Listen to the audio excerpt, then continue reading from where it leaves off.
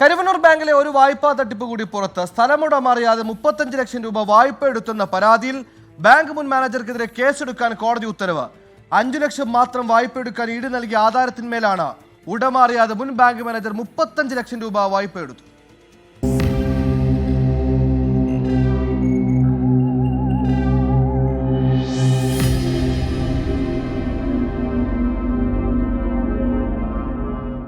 കരുവന്നൂർ സഹകരണ ബാങ്ക് മുൻ മാനേജർ ബിജു കരീമിനെതിരെയാണ് കേസെടുക്കാൻ കോടതി ഉത്തരവിട്ടത്.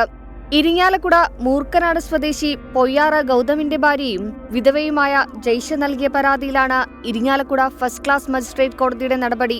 2013 ജയ്ഷയുടെ ഭർത്താവ് ഗൗതം 5 ലക്ഷം രൂപ വായ്പ എടുത്തിരുന്നു. അത് 2018 അടച്ചു തീർക്കുകയും ചെയ്തു. പിന്നീട് 2022 ബാങ്ക് ഉദ്യോഗസ്ഥരെത്തി നോട്ടീസ് നൽകിയപ്പോഴാണ് വ്യാജ വായ്പയുടെ വിവരം ജയ്ഷ അറിയുന്നത്. തങ്ങളുടെ അറിവോടെയല്ല വായ്പ എടുത്തതെന്ന വിവരം ബാങ്കിനെ ധരിപ്പിച്ചെങ്കിലും ബാങ്ക് ചെവിക്കൊണ്ടില്ല. ഇതോടെ കോടതിയിൽ പരാതി നൽകുകയായിരുന്നു. ഒരു 5 ലക്ഷം രൂപ ലോൺ എടുത്തിരുന്നു. അത് ഞങ്ങൾക്ക് കുറച്ച് സ്ഥലം ഉണ്ടായി, അത് കൊടുത്ത് ഞങ്ങളത് വീട്ടി. പിന്നെ ആൾക്ക് വയ്യാതെയായി. പിന്നെ കുറച്ച് നാൾ കിടപ്പായി. പിന്നെ 2018 ആൾ മരിക്കുന്നത്. മരിച്ച് കുറേ നാൾ കഴിഞ്ഞപ്പോഴാണ് ബാങ്കിൽ നിന്ന് ഇങ്ങനെ നോട്ടീസ് വന്നു, 35 ലക്ഷം ലോണുണ്ട്, അത് എത്രയും പെട്ടെന്ന് അടയ്ക്കണം എന്ന് പറഞ്ഞു. അപ്പോൾ പിന്നെ ഞങ്ങളത് പോലീസ് സ്റ്റേഷനിലും ക്രൈംബ്രാഞ്ചിലൊക്കെ പോയി. പക്ഷെ അവർ അവിടുത്തെ രേഖകൾ കാണിച്ച് ഞങ്ങളെ തിരിച്ചയച്ചു. അപ്പോൾ പിന്നെ ഞങ്ങളാണ് വക്കീലിനെ കണ്ട് പിന്നെ കോടതി ഇതായി.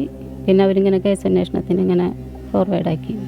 ഇതാദ്യമായാണ് സ്വകാര്യ വ്യക്തിയുടെ പരാതിയിൽ കരുവന്നൂർ ബാങ്ക് തട്ടിപ്പ് കേസിൽ കോടതി ഉത്തരവ് വരുന്നത്.